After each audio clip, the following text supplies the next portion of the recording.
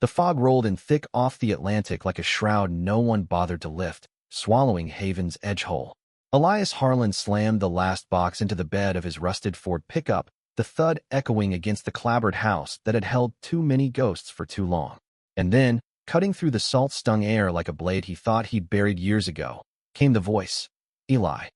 Elias froze, his calloused fingers still curled around the tailgate, the word hanging there, simple and shattered, pulling him back from the edge he'd been teetering on since dawn. It wasn't just a name. It was a plea wrapped in gravel and rain, the kind that stripped away the armor he'd forged from denial and distance. He turned slow, like the world had suddenly gained weight, and there was Rowan Whitaker, standing at the foot of the gravel drive, his once boyish face etched with lines that time and silence had carved deep. Rowan's coat hung open against the chill, dark curls wild from the wind, those storm-gray eyes locking on Elias with a ferocity that made the older man's chest ache like a fresh bruise. "You're really doing this," Rowan said, not a question but a fracture, his voice low and laced with the main drawl they'd both shed and reclaimed over the years. Elias swallowed hard, tasting salt that wasn't from the sea, and nodded once, the motion final as a locked door. They had met in the shadow of the old lobster traps down by the docks, back when Haven's Edge still felt like a promise instead of a prison. Elias was 24 then, fresh off a stint in the army that had left him hollowed out, drifting back to this fog-choked town with nothing but a duffel bag and a father's disappointed glare. His dad, Harlan Sr., ran the only hardware store in a 5-mile radius, a place stacked with nails and regrets, where Elias had spent his boyhood stacking shelves and swallowing questions about the way his gaze lingered too long on the fishermen hauling in their catches. Rowan blew in like a nor'easter one summer evening, 26 and city sharp, with a beat-up Volkswagen plastered in faded band stickers from his days gigging in Portland bars. He was there to fix up his granddad's derelict cottage on the bluff, the one with the sagging porch and views that stretched to Canada on clear days. Elias spotted him first, hammering away at loose shingles, shirtless under the relentless July sun, sweat tracing paths down the lean muscles of his back. There was something unapologetic in the way Rowan moved, fluid and free, like he owned the salt air itself. Their first words were traded over a spilled bucket of nails, Elias delivering a load from the store, Rowan cursing under his breath as they scattered like fleeing secrets. "Watch your step, city boy," Elias had grumbled, crouching to gather them, his voice rougher than intended. Rowan laughed, a sound like waves breaking clean, and knelt beside him, their fingers brushing once, electric and gone. "Name's Rowan. And if this town's as small as they say, I'll need all the help I can get." That laugh hooked Elias deeper than he cared to admit. Over the next weeks, Rowan became a fixture at the hardware store, lingering over paint swatches and plumbing parts, his questions veering from fixtures to the best spots for stargazing. Elias answered in monosyllables at first, walls up high as the lighthouse at Point Judith, but Rowan's persistence was a tide, wearing him down gentle and inevitable. They'd end up at O'Malley's after closing, nursing cheap beers in the dim booth by the window, the jukebox crooning Springsteen like it was gospel.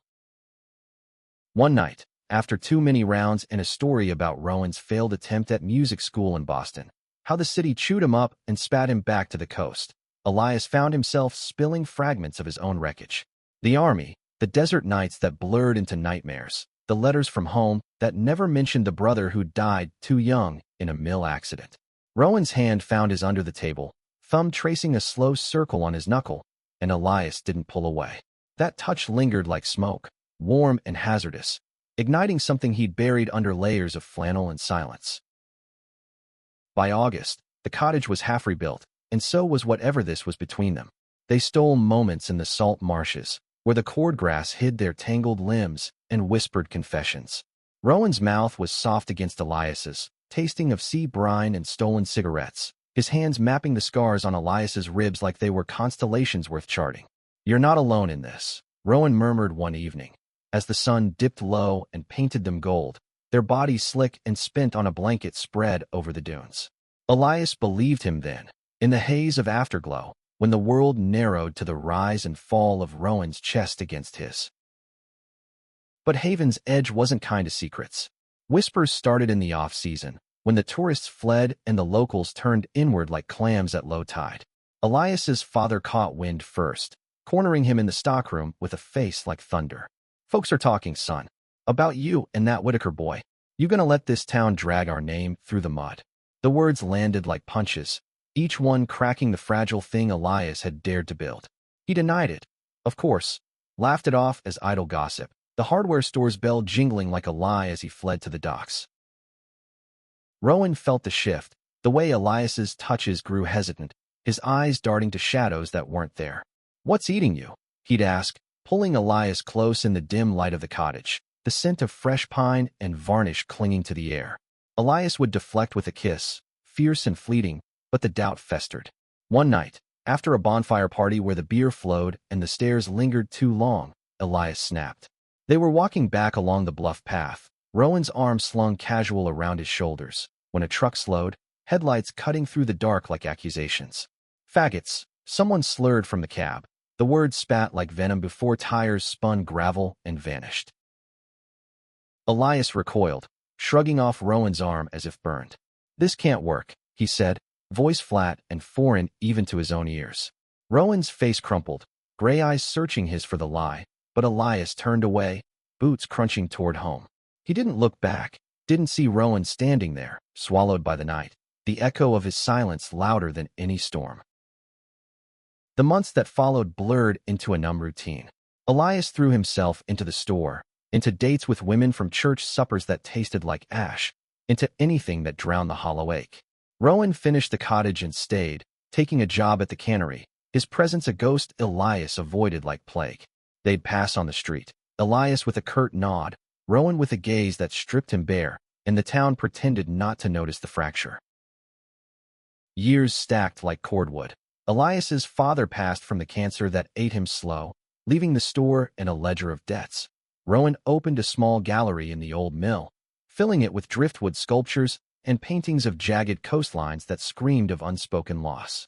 Elias dated sporadically, men in Portland bars where anonymity was currency, but nothing stuck, nothing filled the shape Rowan had carved in him. He told himself it was fine, that forgetting was a mercy, until the doctor's call last spring, a shadow on the lung, caught early but insistent, a reminder that time wasn't infinite.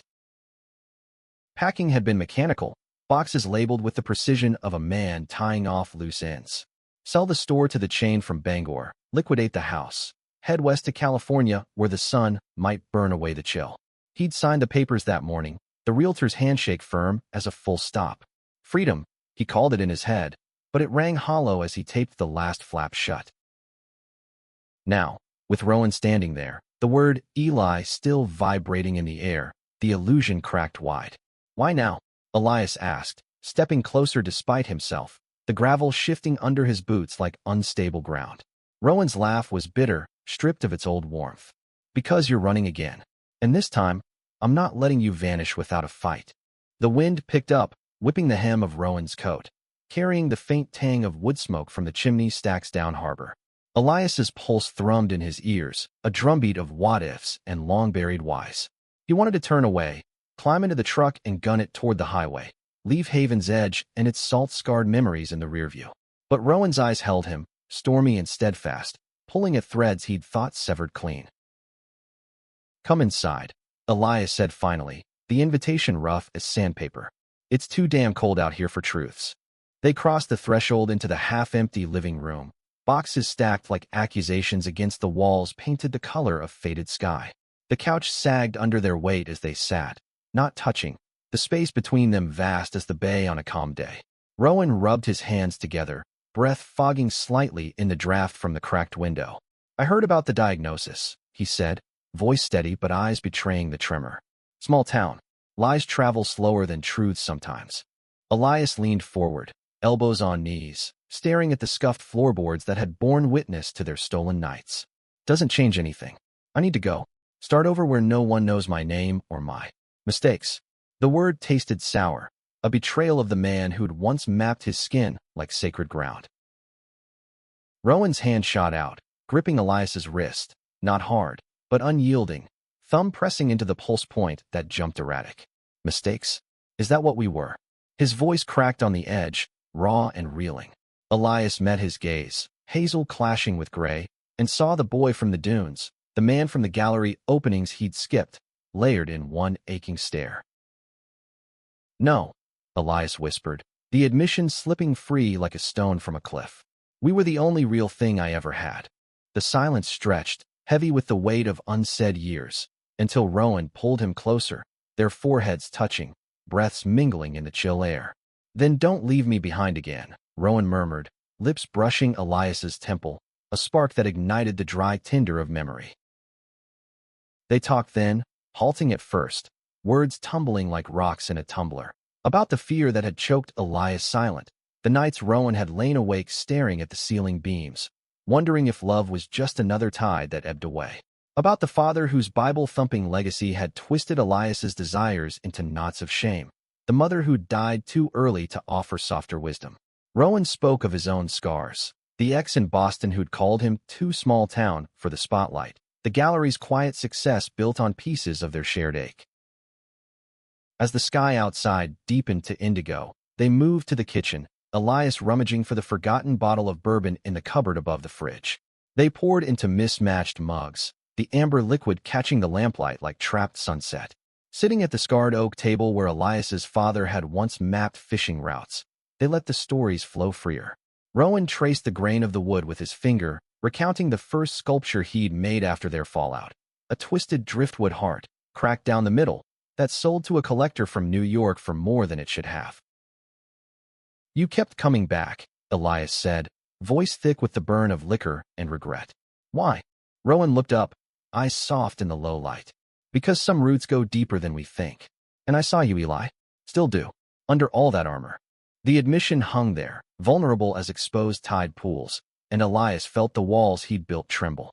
He reached across the table, fingers lacing with Rowan's, the contact grounding him like an anchor in choppy water.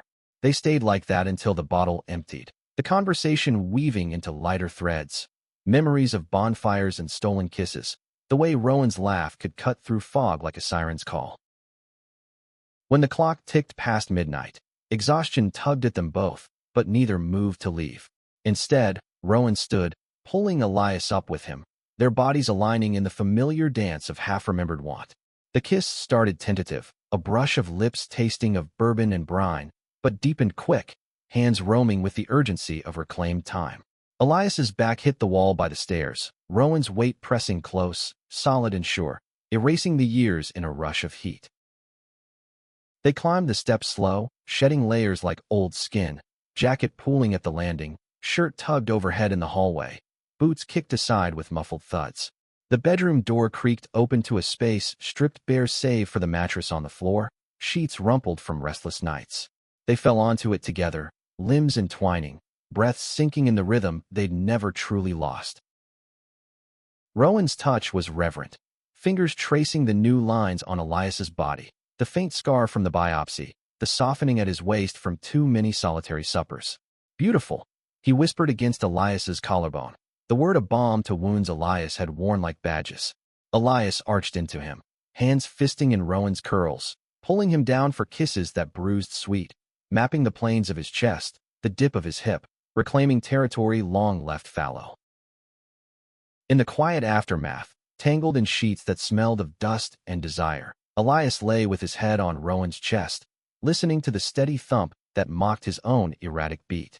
What now? He asked, voice muffled against skin warm as sun-baked sand. Rowan's arm tightened around him, fingers carding gentle through his hair. We figure it out. Together this time. No running. Dawn crept in gray and reluctant, painting the room in strokes of silver. Elias woke to the sound of waves crashing distant, Rowan's side of the mattress cool where he'd slipped away. Panic flickered, old habit, but then coffee's rich aroma drifted up from below, pulling him from the tangle of blankets. He dressed in yesterday's clothes, the denim stiff against his skin, and padded downstairs. Rowan stood at the stove, scrambling eggs in the cast-iron skillet Elias's mother had left behind, humming an old Dylan tune under his breath.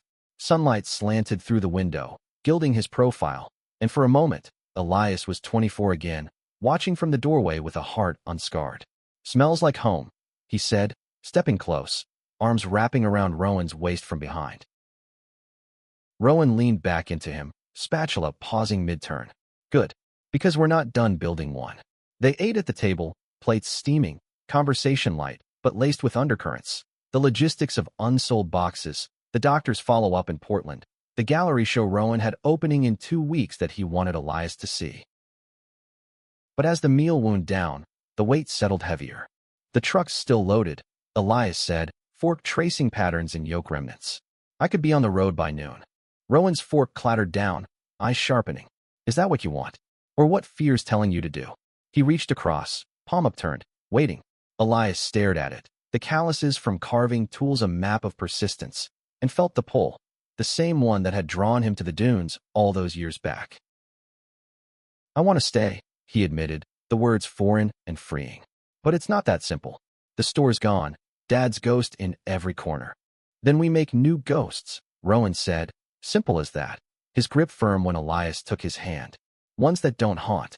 The morning unfolded in motions of delay. Unpacking the essentials, calling the realtor to stall the closing, Rowan's quiet efficiency a counterpoint to Elias's lingering doubt. By afternoon, they walked the bluff path together, hands brushing casual, the sea air sharp with promise. Haven's edge spread below, lobster boats bobbing like red buoys in the harbor, the town that had once confined them now feeling vast, forgiving. At the overlook where the path split toward the dunes, Rowan stopped, turning to Elias with a gravity that stilled the wind. I never stopped loving you, he said, voice carrying over the crash of surf, even when you forgot how. Elias's throat tightened, eyes burning with the salt of unshed tears. I didn't forget. I just hid it away.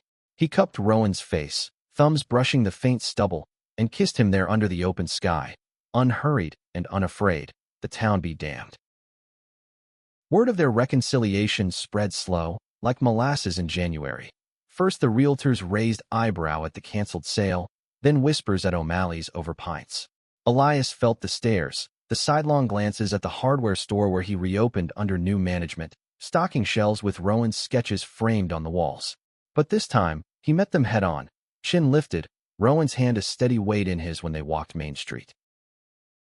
The cancer treatments started that fall, chemo sessions in Portland that left Elias wrung out, but Rowan's presence was a constant, driving the hour each way, stocking the fridge with ginger tea and saltines, curling around him in the double bed they'd hauled in from Ellsworth.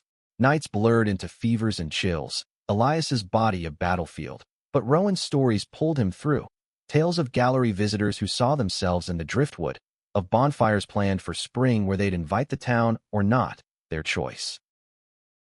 One evening, after a round that hit harder than most, Elias lay in the darkened bedroom, Rowan's head on his chest, listening to the rain patter against the panes. If it comes back, he started, voice a rasp, promise you'll. Shoo, Rowan cut in, finger to lips. It won't. And if it tries, we'll face it. No ifs. Elias nodded against the pillow, hand stroking the curls at Rowan's nape, the rhythm soothing as a lullaby. In that moment, the fear ebbed, replaced by a quiet certainty. Love wasn't a tide to outrun, but a current to ride. Winter gripped Haven's edge fierce that year, snow blanketing the bluffs in hush, but inside the house, warmth bloomed. They hosted a small New Year's gathering. O'Malley's barkeep and his wife, a couple from the cannery who'd always nodded kind. Fire crackling, laughter tentative at first, then genuine. Elias watched Rowan across the room, animated in storytelling, and felt the last knots loosen. Spring brought green shoots and scan results clean as a slate wiped fresh. The gallery show was a quiet triumph, Elias standing proud at Rowan's side as locals murmured approval over the pieces. A new series of seascapes, waves crashing not in fury but embrace. For us, Rowan whispered later, under the gallery's strung lights, their fingers linked hidden in the crowd. Yet shadows lingered as they do. Elias's past resurfaced in a letter from an old army buddy, words clumsy with concern, probing about that phase in Maine. He burned it in the fireplace, ashes scattering like old doubts, but the echo stirred unease. One night, after too much wine at a harbor dinner, Elias pulled away in bed, back turned, silence thick as fog. Rowan waited until morning, coffee brewing as Elias stared out at the bay. Talk to me, he said, no accusation, just open space. Elias exhaled slow, turning. What if I'm broken? What if this town, this life? What if I drag you down with me? Rowan's smile was soft, sat at the edges. You think I haven't wondered the same? But we're not dragging. We're walking, Eli, side by side. The words landed gentle, a hand extended over chasms, and Elias took it, pulling Rowan close until the doubt dissolved in the press of bodies known and cherished. They made love that afternoon, slow and deliberate, windows open to the salt breeze, reclaiming each inch as sacred. Summer returned humid and healing, the dunes calling them back. They spread a blanket where it all began, bodies fitting like puzzle pieces worn smooth by time. I love you, Elias said after, the declaration plain as the horizon, no qualifiers. Rowan propped on elbow, tracing Elias's jaw. Took you long enough to remember. They laughed then, the sound mingling with gulls' cries, free and full. Haven's edge stretched around them, no longer cage but canvas, painted with strokes of forgiveness and fierce, unyielding love. But life, as it does, tested the fresh mortar. Fall brought a storm that battered the coast, waves clawing at the bluffs like vengeful hands.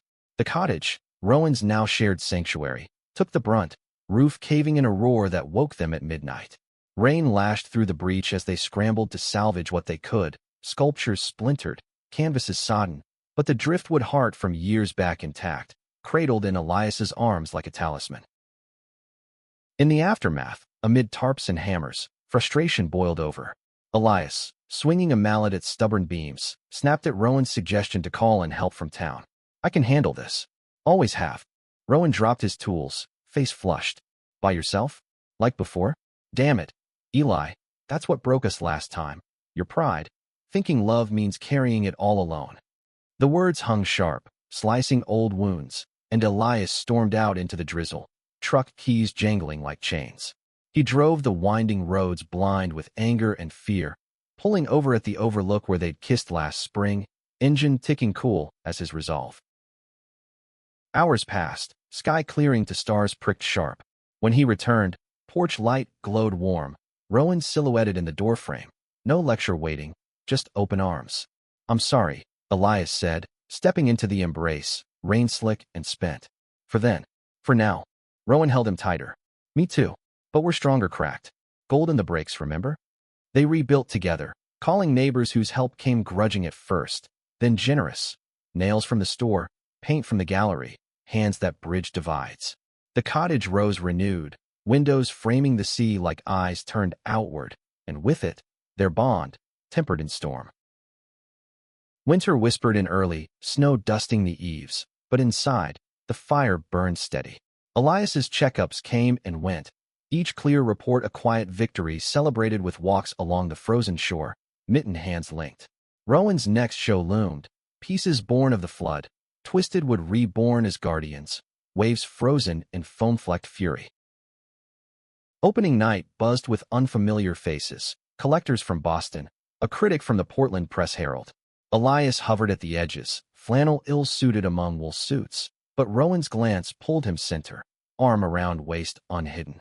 To us, Rowan toasted later, glasses clinking in the back room, the crowd's murmur a distant hum.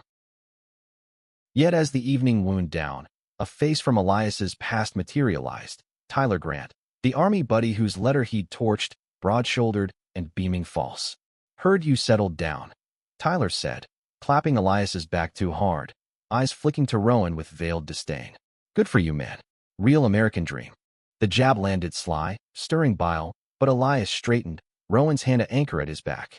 Yeah, he replied even, gaze steady. The best kind. Tyler left with a nod that didn't reach his eyes, but the encounter lingered, a splinter under skin. That night, in the truck ride home, Elias gripped the wheel white-knuckled. What if they never get it? The world out there. Rowan squeezed his thigh, voice calm. Then we live louder. For us, not them. The splinter worked free over weeks, eased by routines carved deep. Mornings with coffee on the porch, Elias sketching crude lines in a notebook Rowan had gifted, afternoons at the store where locals now lingered over not just supplies but stories. Spring unfurled tentative, crocuses pushing through snow melt, mirroring the thaw in Elias's chest. One dawn, as mist clung low, Elias woke with resolve blooming sharp. He slipped from bed, dressing quiet, and drove to Portland, the city a blur of steel and salt. At a jeweler's on Congress Street, he selected bands, simple silver, etched with wave crests, vowing silent to the reflection in the case. No more hiding. Back home, Rowan found him on the bluff, rings nestled in palm. "Marry me," Elias said. No kneel, just truth laid bare against the roar of surf. Rowan's yes was a sob, arms crushing close, their kiss salt-wet and sealed. The ceremony came small, summer solstice sun high. O'Malley's backyard, strung with lanterns, a handful of witnesses bearing witness. Vows exchanged under an arbor of driftwood, words woven with the sea's cadence. Promises of storms weathered, tides turned. Rings slid on, cool then warm, binding what time couldn't break. But joy, unchecked, invites shadow. Fall's harvest moon rose bloated, and with it, news from the doctor. A spot, faint but there, demanding vigilance. Elias felt the ground tilt, old fears clawing back. But Rowan's grip held firm through the biopsy wait. Nights spent mapping stars from the porch, naming them for hopes unspoken. Results came clean again, the scare a forge for resilience. "We're unbreakable," Rowan said that night. Bodies entwined in victory's glow, and Elias believed it, heart full as the bay at high tide. Years layered, gentle after. The store expanded to carry Rowan's prints. Their home a haven of reclaimed wood and shared silences. Elias's sketches evolved, hung beside sculptures in shows that drew crowds from afar.